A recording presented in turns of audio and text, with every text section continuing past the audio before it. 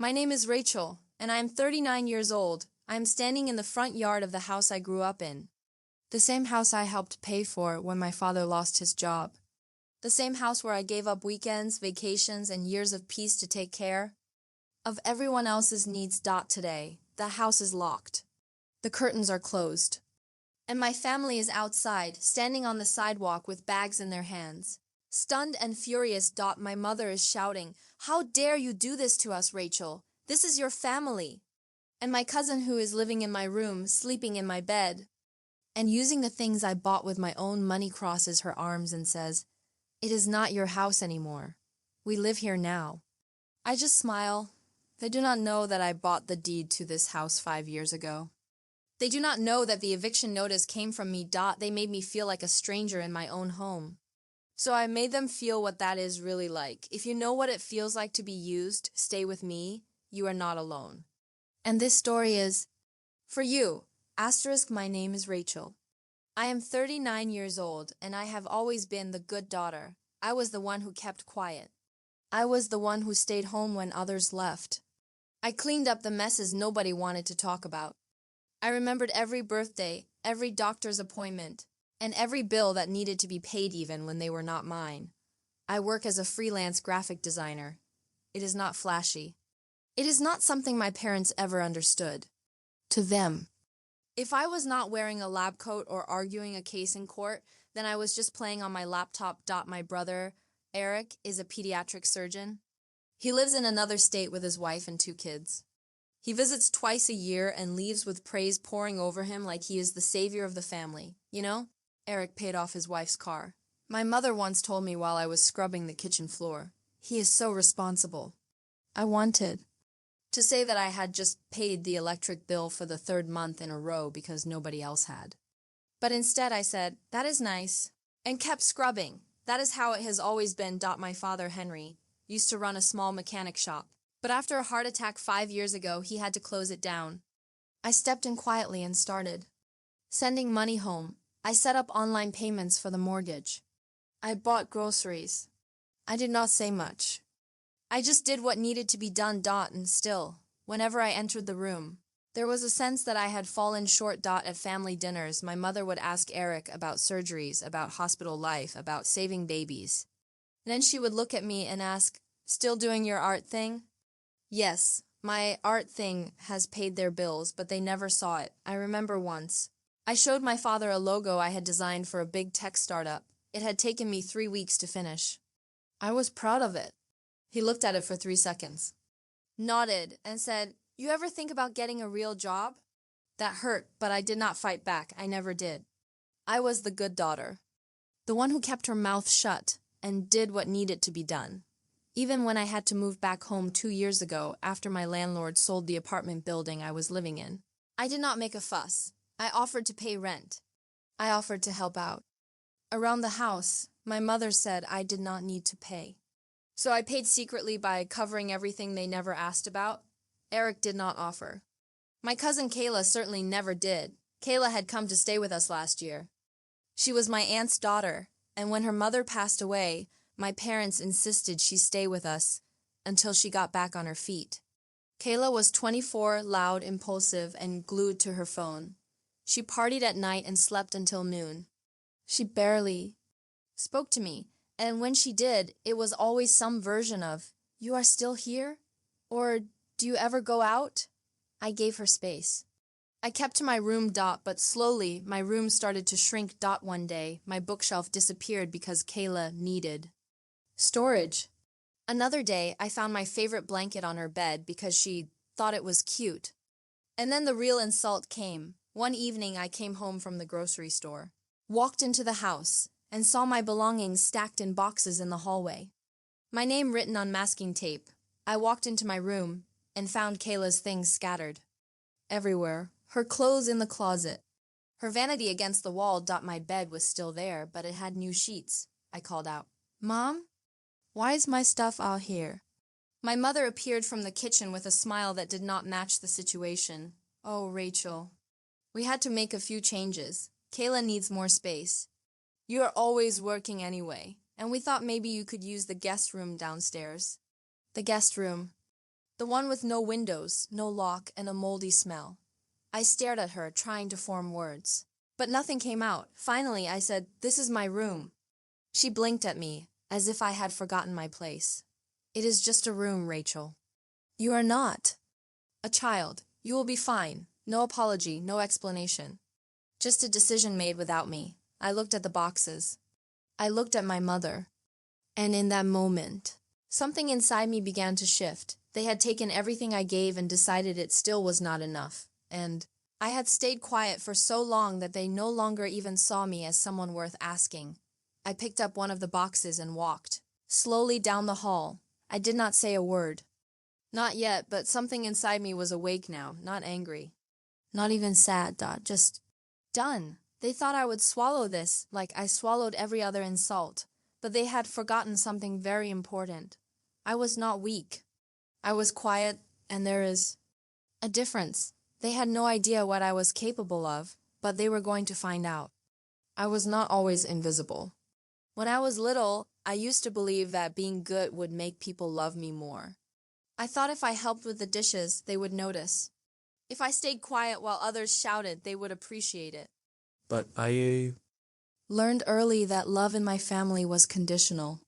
It came with a measuring stick, and I always fell short. I remember the Thanksgiving when I was 16. I had spent the entire morning in the kitchen with my mother, helping her prepare everything. I peeled potatoes until my fingers were raw. I baked the pumpkin pie from scratch. I even cleaned the guest bathroom without being asked. When Eric arrived that afternoon with his friends from college, my mother lit up like a Christmas tree. She rushed to greet him, wrapped him in a long hug, and said, "There he is, my brilliant boy." He had brought store-bought cookies. Cookies still sealed in a plastic container. Everyone gathered in the living room to hear Eric talk about his classes, his professors, and the big plans he had. I stood behind the kitchen door, listening. Nobody asked how long I had been cooking. Nobody noticed the pie. Later that night, my father raised his glass and said, "To Eric, we are so proud of the man you are becoming." I was sitting right there. Nobody toasted me. Another time, when I was 22 and had just graduated from design school, I invited everyone to my small apartment for a little celebration. I had made my own decorations, printed banners, and even created a digital slideshow of my work. Eric did not come. My parents came late. They brought Kayla, who was still a child back then. When they arrived, my mother said, "Is this really where you live?" and looked around like the walls were going to fall in. I tried to show them my portfolio. I had landed 2 freelance clients that month and was so excited. My father barely glanced at it. "You should apply for a real job." "Rachel," he said, "this is just temporary, right?" I never showed them my work again. Over the years, there were birthdays when they forgot to call me. There were family dinners where I was asked to serve food but never sit at the center of the table. There were holidays when my gifts were opened last, or not at all. And always there were comments. Little jabs masked as jokes. "Rachel the helper." "Rachel, our little homemaker." "Rachel always has time. She's not busy like Eric." I smiled through it all. I told myself I was imagining things. I convinced myself that being useful was enough. But being useful is not the same as being valued. And the worst part was that I kept giving more, hoping someday they would see me. Like the time I covered Eric's mortgage payment when he lost a lawsuit at work. He never said thank you. My parents told me that is what siblings do. Or the time Kayla totaled her car, and my parents asked if I could co-sign for another one. I said yes. I always said yes. But they never said yes to me, not when I needed help with medical bills. Not when I asked to borrow the car after mine broke down. Not when I said I was struggling with anxiety and needed a few days to rest. They said things like, "You will be fine," or "You are overreacting." I was always too much or not enough. And over time, I started to believe it. I stopped asking for things. I stopped expecting kindness. I made myself smaller and smaller, thinking maybe that would make them love me more. But love does not work. Like that, love should not feel like a performance. And that performance ended the day they gave my room away. I lay awake that night in the cold, damp guest room, staring at the ceiling. I replayed every moment, every slight, every time I was made to feel like less. I thought about my childhood art projects that my mother threw away because they were clutter. I thought about the time I cooked dinner for my father's birthday, and he asked if I had ordered it from somewhere. I thought about the time Eric forgot my birthday and laughed it off with, "I thought you did not care about." Stuff like that. They had written a story about me in their minds. Rachel is quiet, Rachel is fine, Rachel does not need anything. But that story was a lie. I had needs, I had dreams. I had a voice, and I was done pretending I did not. Lying there in that basement room, I realized something else. I was not weak for feeling hurt. I was not dramatic for remembering the things they said, and I was not wrong to want more than just scraps of love. I sat up slowly, pulled out my laptop, and opened the folder I had kept hidden for years. It held contracts, bank records, deeds, evidence of everything I had built. While they were ignoring me, I had been building a life they knew nothing about. I had paid off my student loans. I had bought property. I had opened investment accounts. And 5 years ago, when the house fell into foreclosure, I had stepped in and bought it from the bank to keep them from losing everything. The house they lived in, the one they thought still belonged to them, it was mine. I had let them stay because I believed in family. But family is not supposed to make you feel invisible. Family is not supposed to take everything and leave you with nothing. I closed the laptop gently and set it beside me. No more being small. I was done begging to be seen. Now it was their turn to look up and realize what they had lost. Ask ChatGPT. Not everyone saw what I saw when they looked at me. Most people saw a quiet woman with soft eyes and a patient tone. They saw someone who answered every message, remembered birthdays, and stayed after dinner to wash the dishes.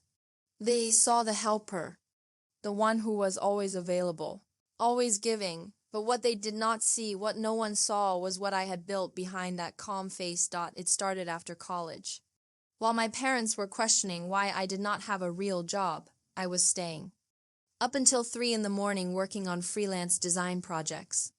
I took every job I could, logos for small cafes, websites for local yoga instructors, posters for school plays. It was not glamorous, but it paid.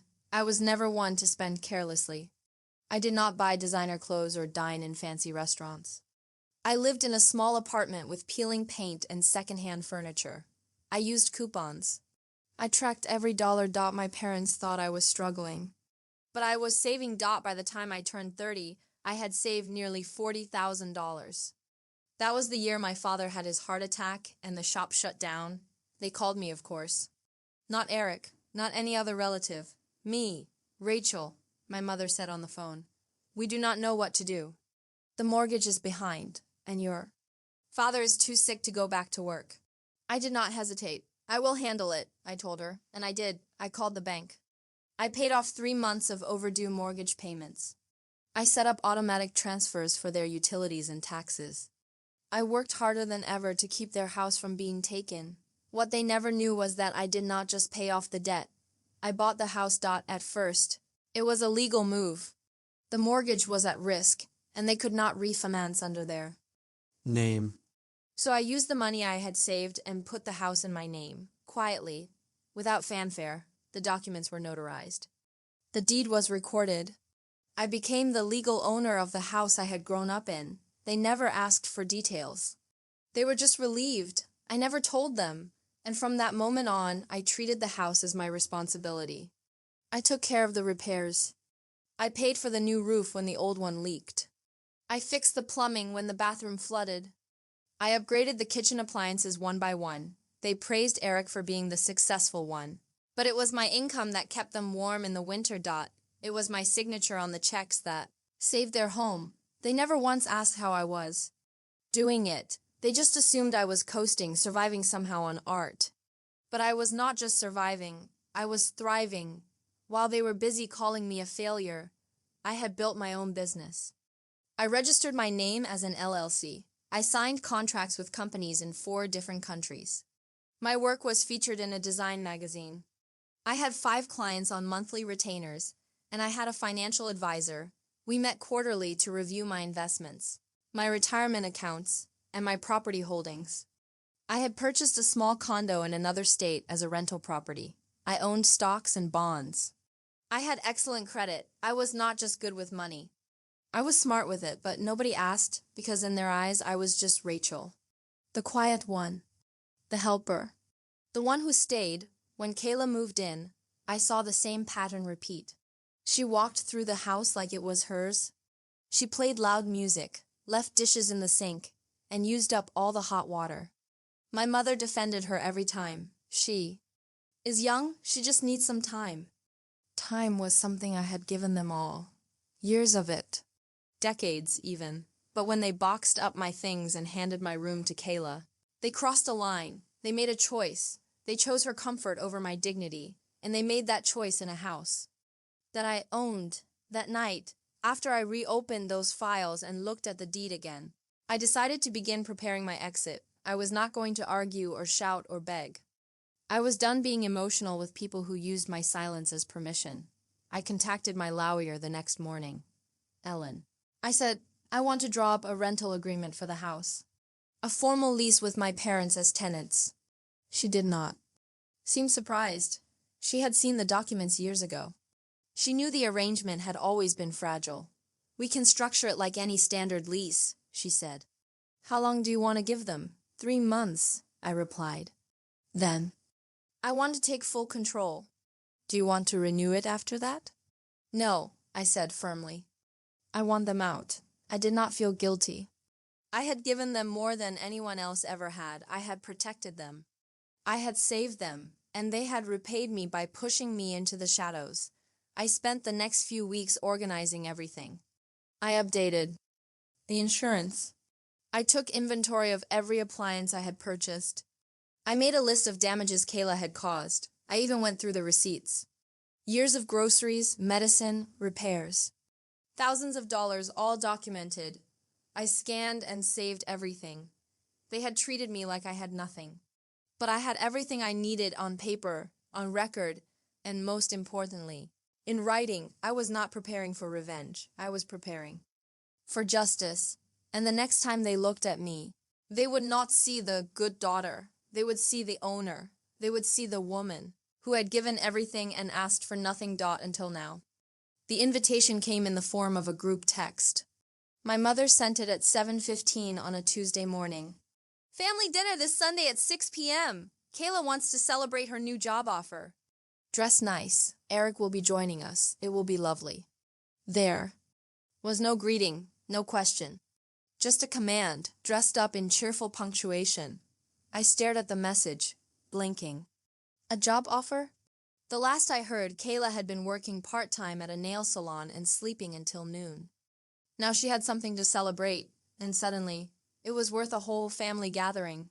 There was no mention of me. No request for help with the food or setup. No gratitude for the countless other times I had quietly cooked, cleaned, and arranged. Everything, just be there. It took me a full hour to reply.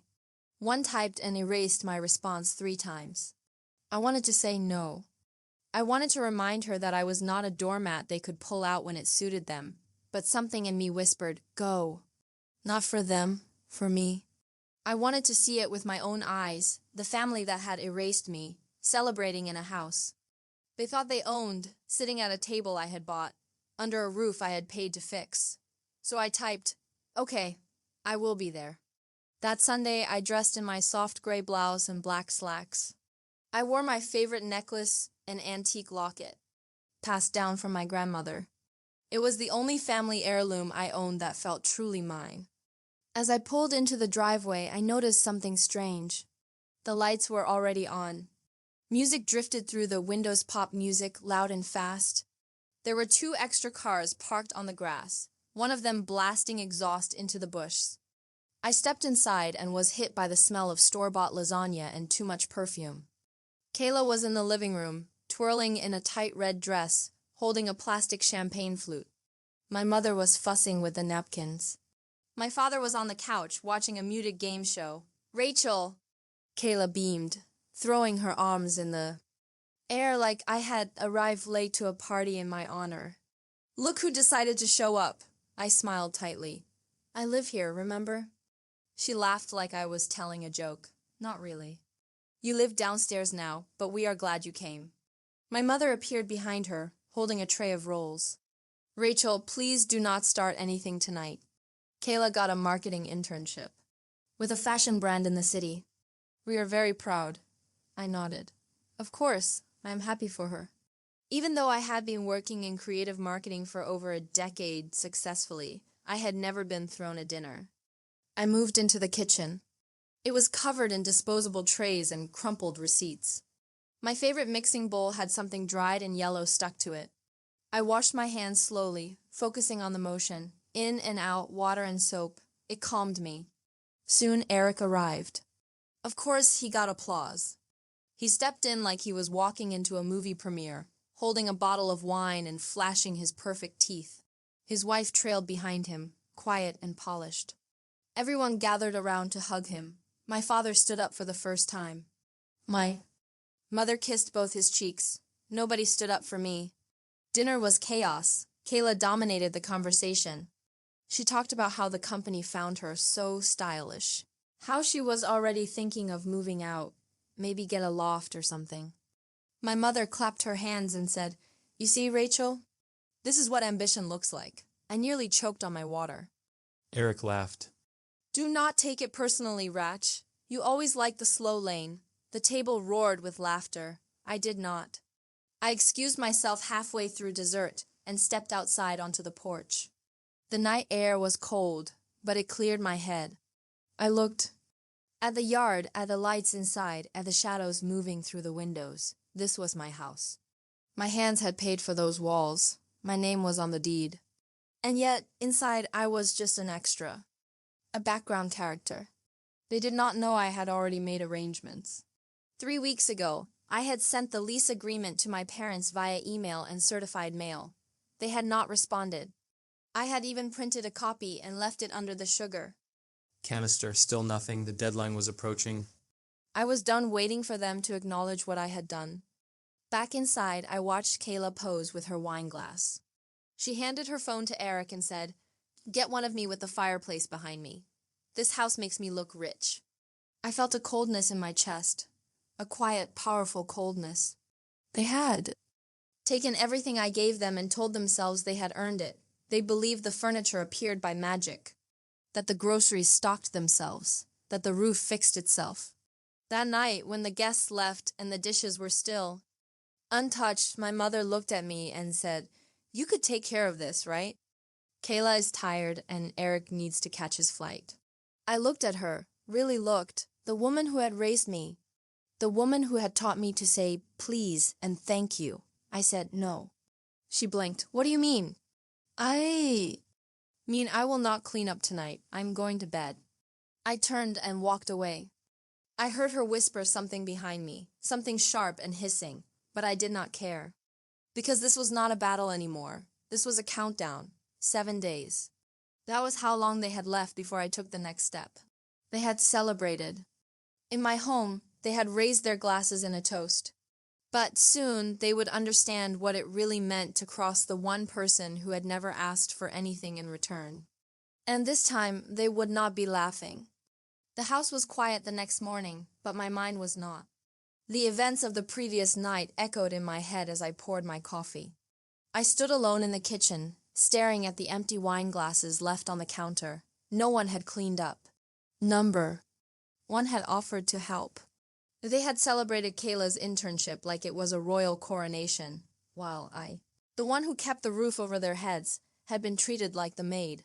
I thought I had seen the worst, but I was wrong. 3 days. Later, the betrayal came in full. It was a Thursday afternoon. I had just returned from a client meeting and parked in front of the house. As I walked toward the door, I noticed a small moving van backed into the driveway.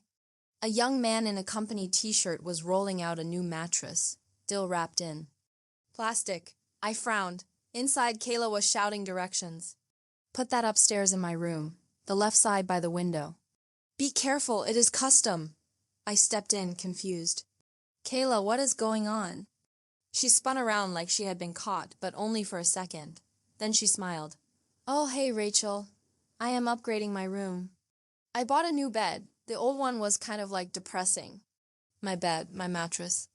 The one I had bought when I moved. Back home, the one I had worked extra hours to afford. And where is my mattress? I asked slowly. She blinked, chewing gum loudly. Storage, I guess. Mom said you would not need it anymore. I could feel my chest tighten. Why would she say that? Before Kayla could answer, my mother walked into the hallway, holding folded sheets. She looked surprised to see me. Oh, Rachel, you are early. I dropped my bag on the bench. What is happening here? We are just doing a little redecoration, she said casually. Kayla needed a better space. She is starting her career now. She deserves to feel confident. In my room, I said, my voice flat. She needs it more, Rachel. You barely use it. And you will be moving out soon anyway. My heart dropped. Excuse me? Well, she said, setting the sheets down. We thought it was time. Kayla is staying here permanently now. You have had your turn. She needs stability. I could hardly believe what I was hearing. You are kicking me out of my own room. In a house I paid for? My mother's eyes narrowed. Do not be dramatic. You were never meant to stay here forever. This house belongs to the family. I laughed, but it was hollow. The family? Yes, she said, folding her arms. And Kayla is part of this family. She has plans. She is going places. You have had your time. Had my time? I stepped closer. Let me ask you something, Mom. Who paid for the new appliances in the kitchen? She looked uncomfortable. Well, who fixed the roof? Who kept the lights on when Dad was in the hospital? Who bought groceries every week? Who covered the property taxes? She fell silent. I nodded slowly. You do not even know, do you? She looked away. We thought you were just helping. Families help each other. Families do not erase each other, I said coldly. Then Kayla walked back into the room, sipping a smoothie. Is there a problem? Because the movers need to be paid. Do you have cash? She looked directly at me, like I was the help.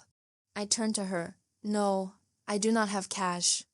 And I am not paying for your furniture. She rolled her eyes. Whatever. Grandma said you always had a stingy streak. That was the moment.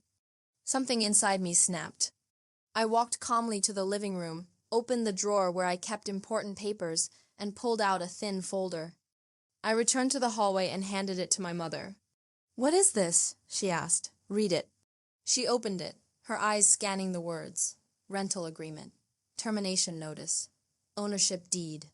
Her hands began to shake. You own. The house? I have owned it for 5 years, I said evenly. You signed the paperwork. You just never read it. She looked at me like I had betrayed her. Like I was the villain. Why would you do that? She whispered.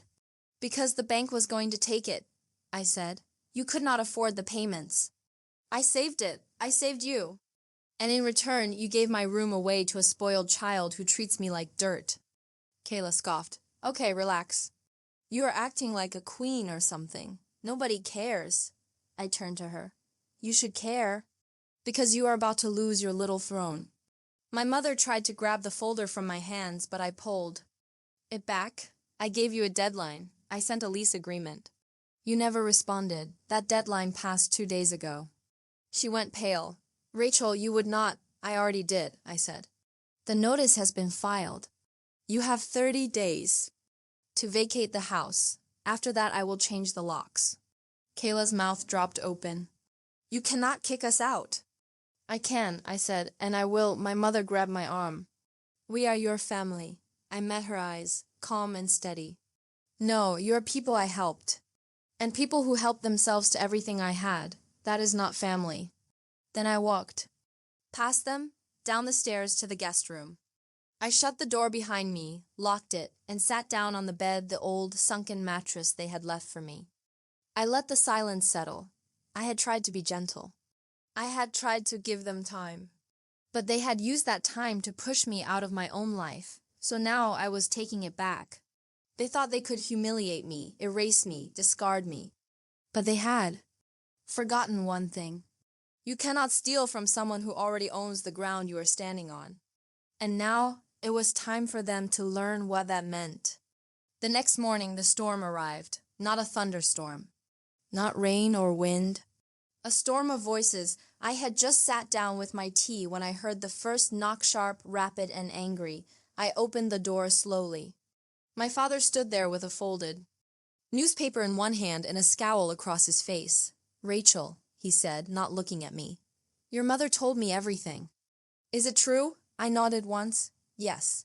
His jaw tightened. "You think you can just take the house from your own family?" "I did not take it. I saved it from foreclosure 5 years ago." He stepped inside, shaking his head. "We thought you were helping, not plotting.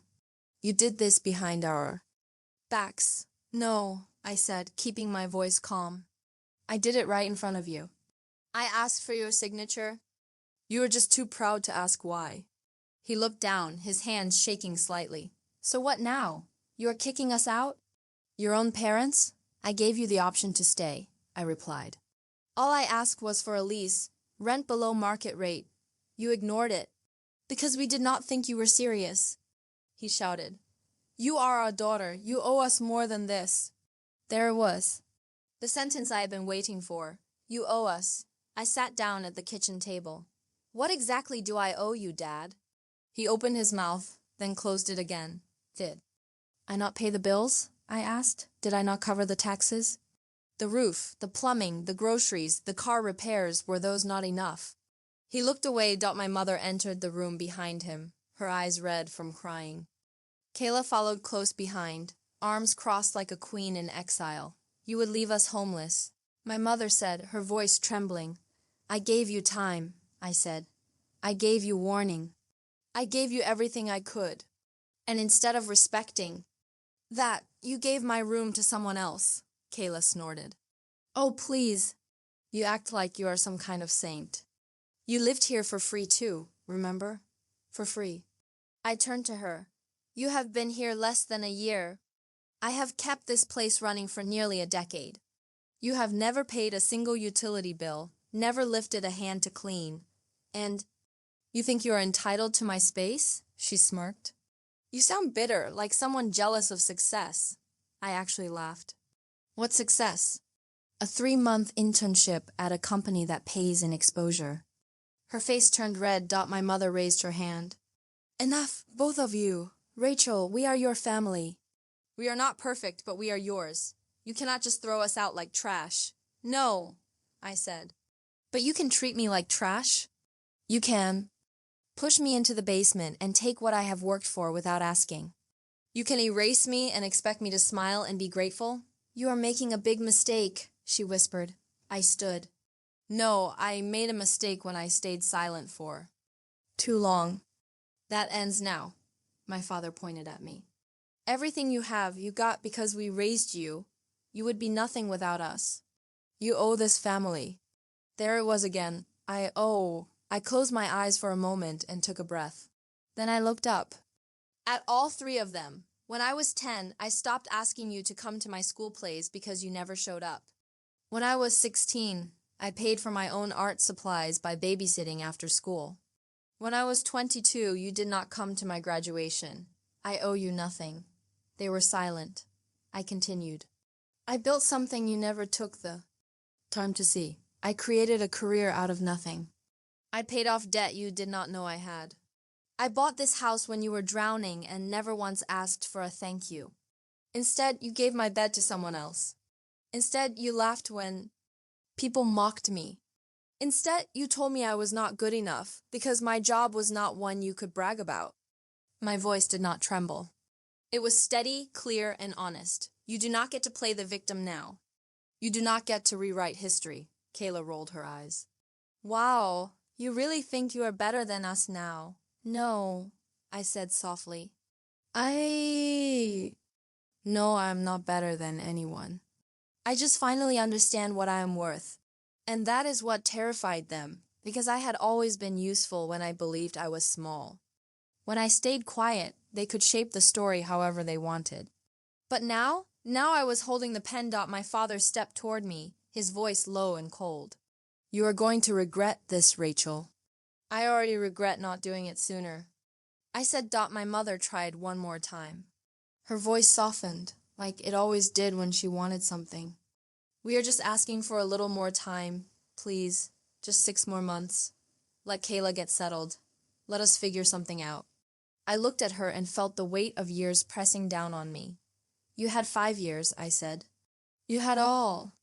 The time in the world while I took care of everything. And the only thing you ever gave me in return was a reminder that I was never enough for you.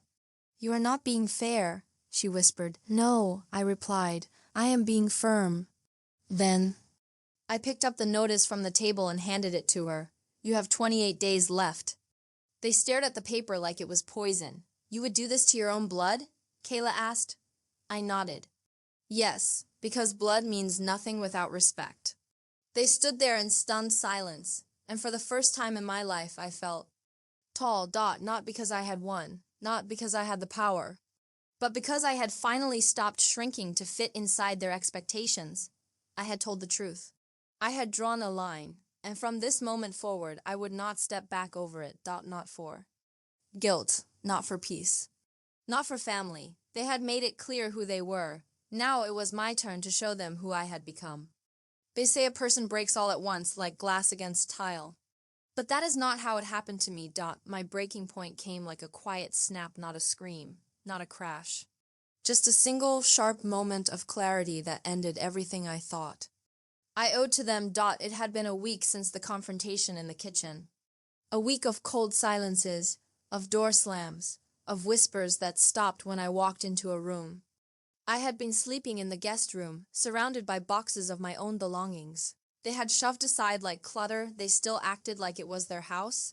They still acted like I was the one intruding. Every morning, Kayla stomped past me in heels she had not earned, slurping coffee from one of my mugs and leaving her lipstick on the rim. My mother pretended I was invisible. She cooked only for 3 now herself, my father.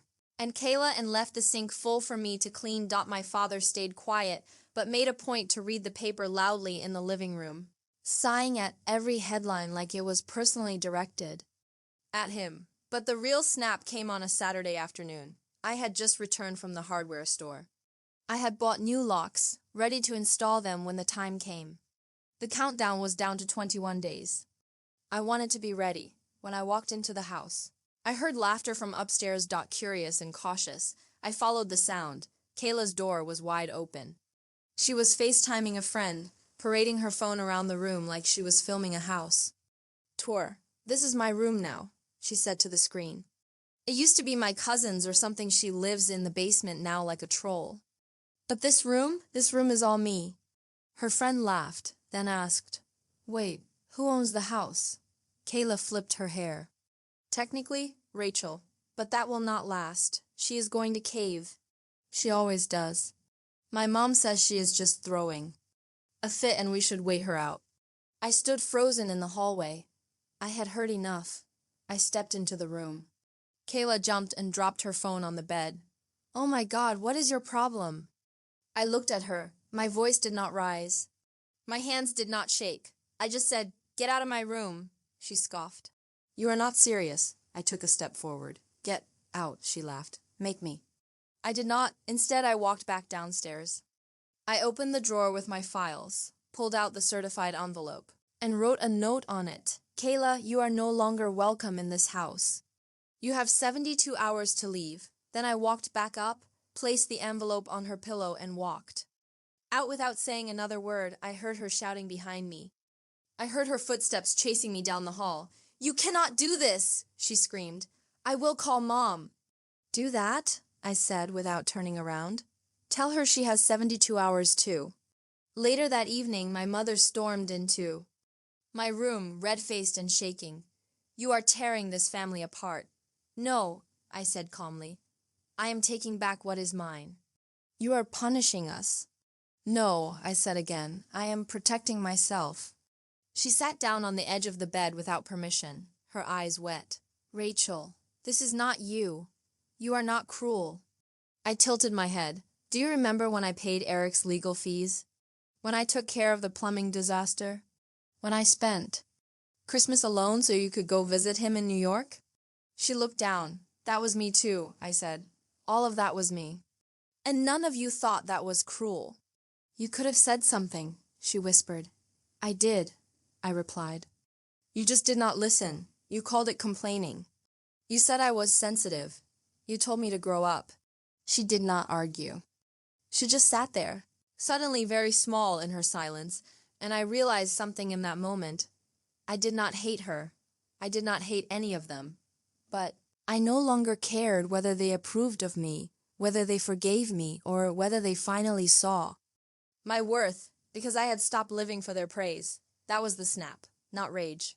Not revenge. Just freedom. The next morning I woke up early. I made myself breakfast, not worrying about who else was in the kitchen. I played soft jazz as I cooked and sang to myself as I cleaned. They watched from the hallway like. I had lost my mind, but I had never been more sane. I spent the day cleaning out the basement room. I organized everything I wanted to keep. I made a donation pile. I packed up memories. Not for them. For me. Every picture I boxed reminded me of how far I had come. Every old receipt, every saved document, every design sketch from the early days of my business. It all told a different story than the one they believed. They thought I was a quiet little thing. They thought I could be pushed into corners, erased from my own life, but I had built something stronger than their opinions. And now, it was time to let the world they had built around me fall apart. Brick by brick, I was stepping out. No tears. No apologies. No more waiting for them to change. The woman who had once begged to be seen was gone. In her place stood someone new, someone with her own name on the deed. Someone with a spine. Someone who had finally snapped the chain, and once you snap that chain, there is no going back. The next phase had begun, not with a scream, not with a fight, but with a locked door, and a heart that no longer needed their approval to be full. The morning the lawyer called, I was already up. The sky outside was pale with early light, and the house was still. For the first time in months, I had slept peacefully. My body was calm. My mind was focused. Rachel, Ellen said gently, her voice clear through the speaker. Everything is in order. The final notices have been served, and the 30-day deadline is now legally enforceable. I also filed the eviction documents this morning. You are protected under state law. Thank you, I said, feeling a strange warmth in my chest. Not joy, not victory. Just clarity. I also contacted the utility companies. As you requested, the accounts will be removed from your name at the end of the month. Perfect. I said, it is time. After I hung up, I stared at the ceiling for a long time. I had been waiting for someone to rescue me, my parents, my brother, even fate itself. But I had realized something far more important. I was my own rescue. At 10 a.m., I printed 3 letters, one for my parents, one for Kayla, one for the house. I placed each one in a white envelope and sealed it carefully. Then I walked upstairs. They were all in the kitchen. Kayla was scrolling on her phone, dressed in a too bright outfit for someone with nowhere to go. My father was nursing his second cup of coffee. My mother was frying eggs. The air thick with oil and unspoken tension. I placed the envelopes on the table, one by one. Kayla glanced at hers, confused. What is this? Final written notice, I said calmly. You have 14 days left. The eviction has been filed with the county. The utilities will be shut off on the 15th. My mother spun around. You actually did it? Yes, I replied. You did not respond to the lease. You refused to negotiate. So now I have taken formal action. My father set his mug down harder than necessary. You are serious about this? I have never been more serious about anything in my life. Kayla stood up. You cannot do this. Where am I supposed to go? You have a phone.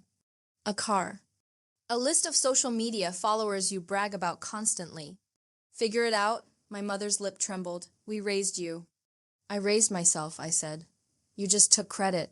There was silence. Thick, sharp, undeniable. Then I walked to the front hallway, where a locksmith was already waiting. Good morning, I said, smiling. The locks need to be changed. All entry points. I need the keys handed directly to me. Understood, he replied, as he worked. I watched my family from the window.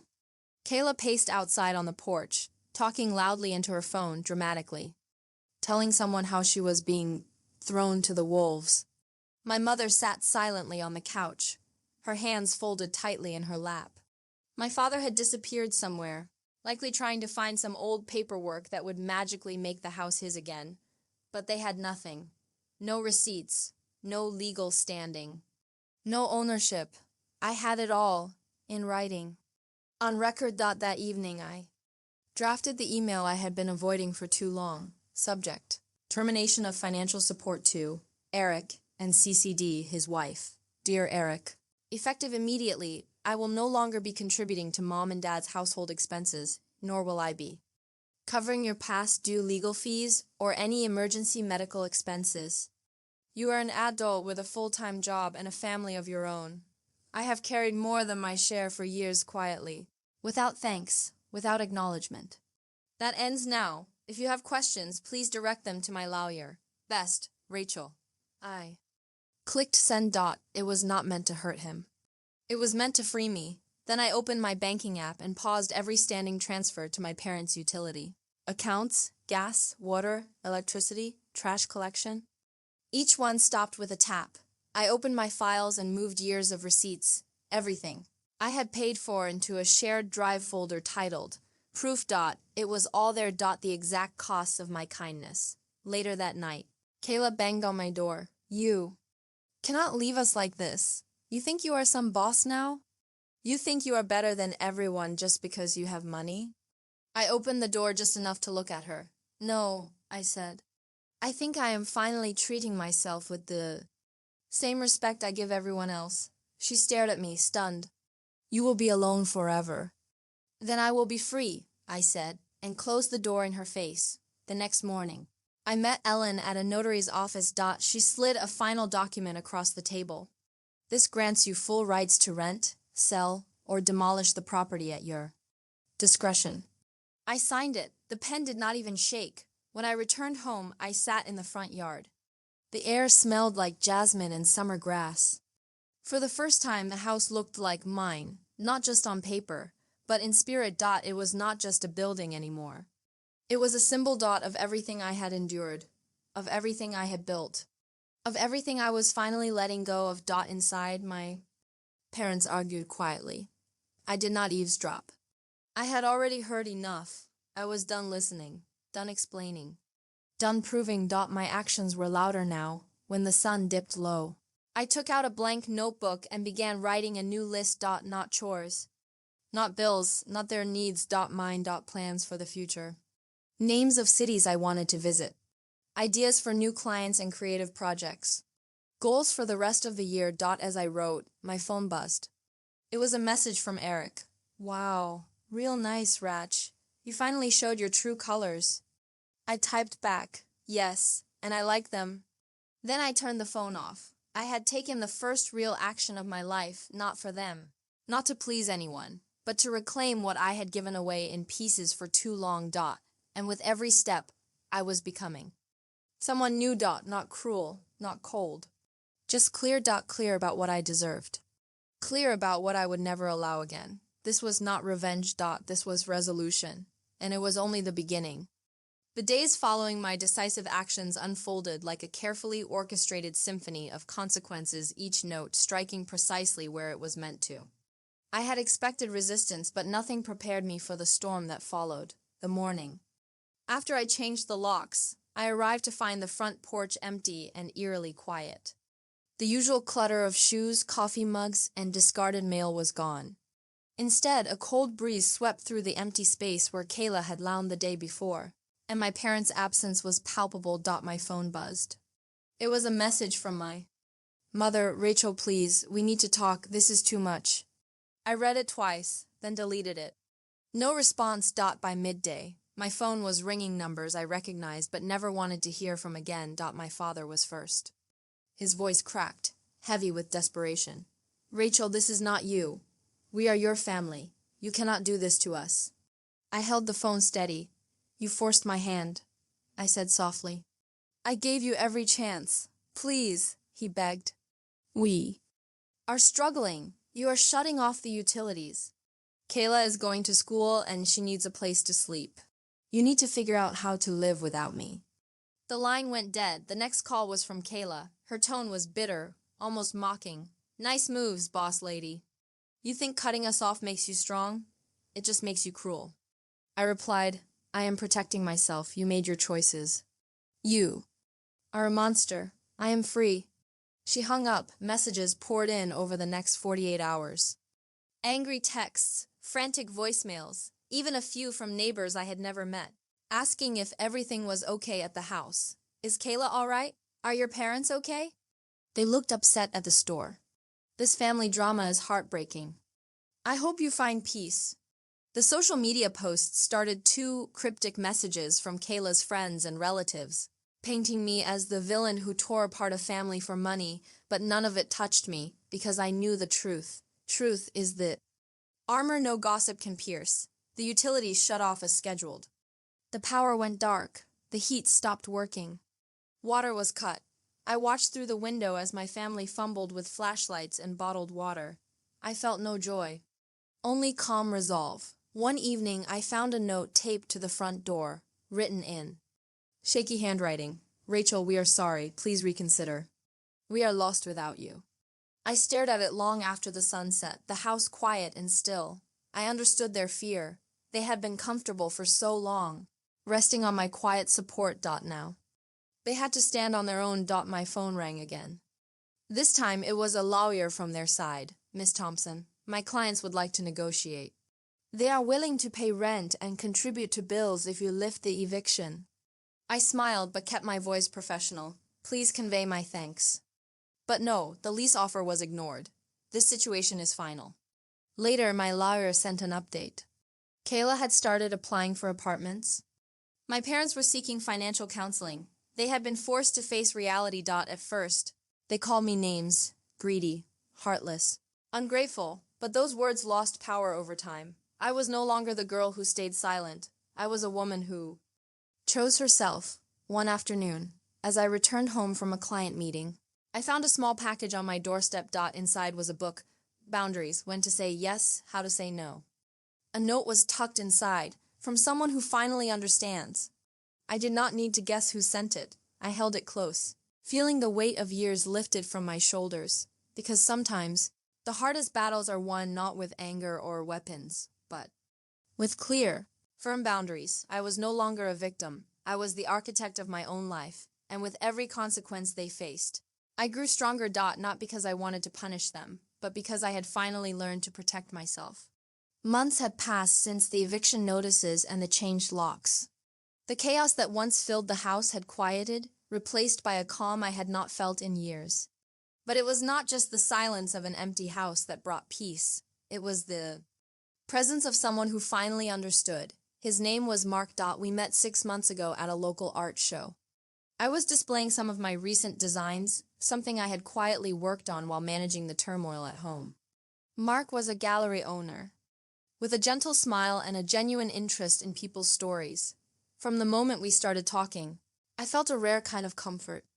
Not pity, not judgment, just kindness. Mark listened. I told him about the house, the family, the betrayal.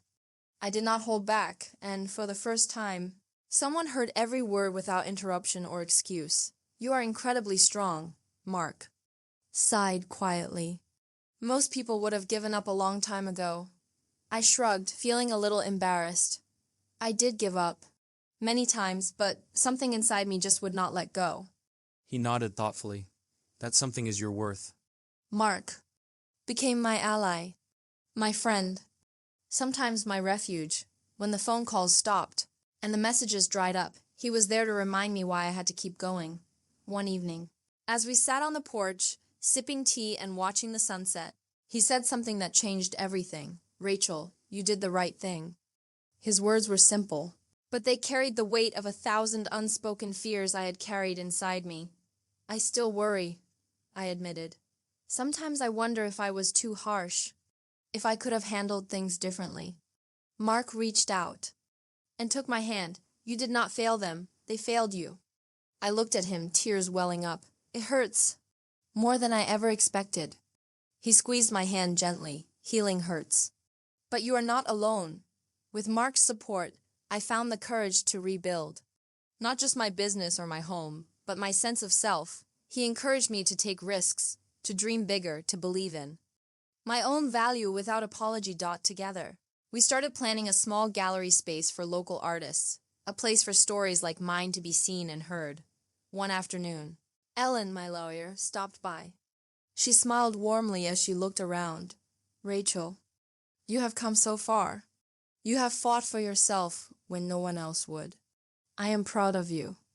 Those words meant more than any contract or court victory. It was the validation I had craved for so long. Thank you, I said softly. It feels like I am finally learning how to be kind to myself. You are, Ellen said. And that kindness will carry you forward. Mark and I celebrated the gallery's opening a few weeks later. Surrounded by friends who supported and respected me, I felt a peace I had never known. No drama. No betrayal. Just community. As I looked around at the smiling faces, I thought about the family I was born into and the family I had chosen. Sometimes, the people who are meant to lift us up are not those who share our blood. They are those who see us clearly, who hold our hands through the dark, and who remind us of our strength when we forget. Mark is one of those people. And with him by my side, I knew I could face whatever came next, because I was no longer alone. I was supported. I was loved, and most importantly, I was free. The months after the gallery opening passed like a soft breeze, steady, gentle, and full of quiet hope. Life had shifted in ways I never expected, unfolding slowly but surely into something new. I woke up each morning without the weight of anxiety pressing down on my chest. The house no longer felt like a battlefield. Instead, it was a sanctuary filled with sunlight and fresh air. The basement room, once a symbol of neglect and hurt, had been transformed into a bright studio where I could paint and dream freely. Most days, I worked on my designs, sending new pieces to clients who valued my creativity and dedication. My calendar was full of meetings and projects, but I never felt rushed or overwhelmed. I had learned to say no to protect my time and energy. Mark was there too, always steady, always kind. We shared simple dinners on the porch and long walks through the neighborhood. He never tried to fix me or rush my healing. He just held space, reminding me that I was enough exactly as I was. One afternoon, I sat in my studio looking out the window at the garden I had planted the spring before. The flowers were blooming, their colors vibrant and full of life. I smiled, feeling a deep sense of peace I had never known before. I thought about my family, the ones I had left behind and the ones I had chosen. The past was a place I visited now, not lived in. I still felt sadness for the broken relationships, but I also felt pride in the woman I had become. My friends, the ones I met through my art and community, had become my chosen family. They celebrated my successes and supported me through challenges. There was no judgment, no competition, only love and respect. I remembered the long nights when I had doubted myself, when the betrayal felt like a wound that would never heal. But healing had come, slowly and surely, like a river carving its path through stone. I realized that my true fortune was not the money I had saved or the house I now owned outright. It was the self-respect I had found, the courage to set boundaries and demand kindness. One evening, Mark and I hosted a small dinner for our closest friends.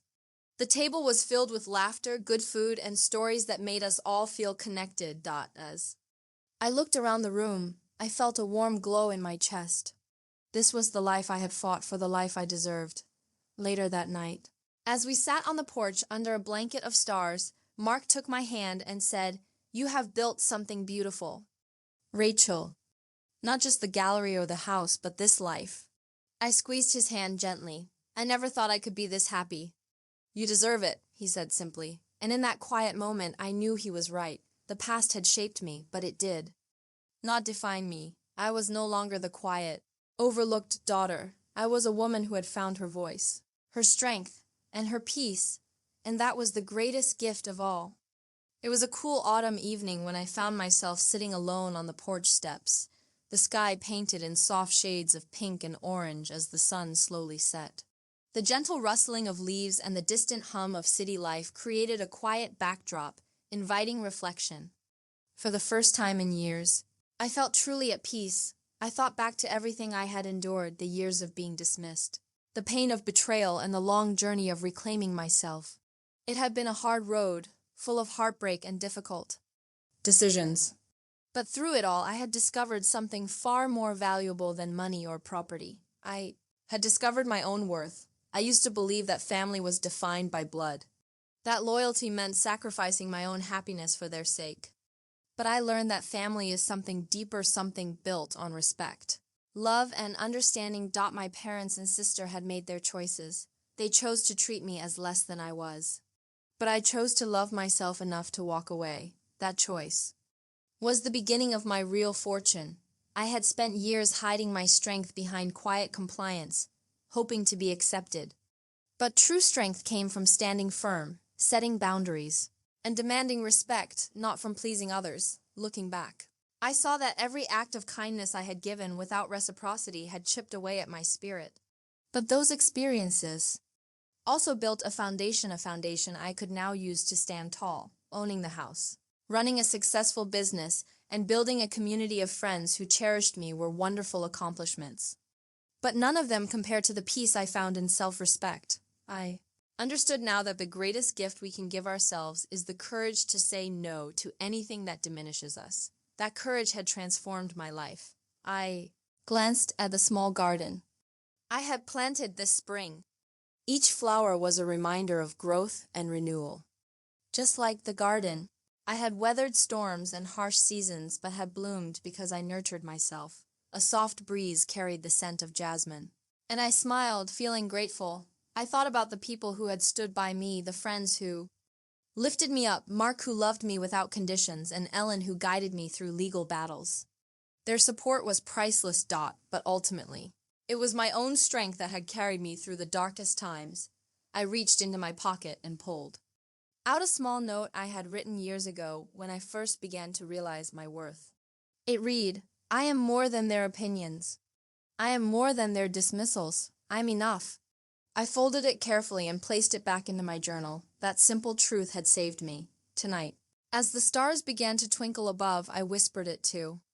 The wind, I am enough. And with that knowledge, I knew I would never be small again.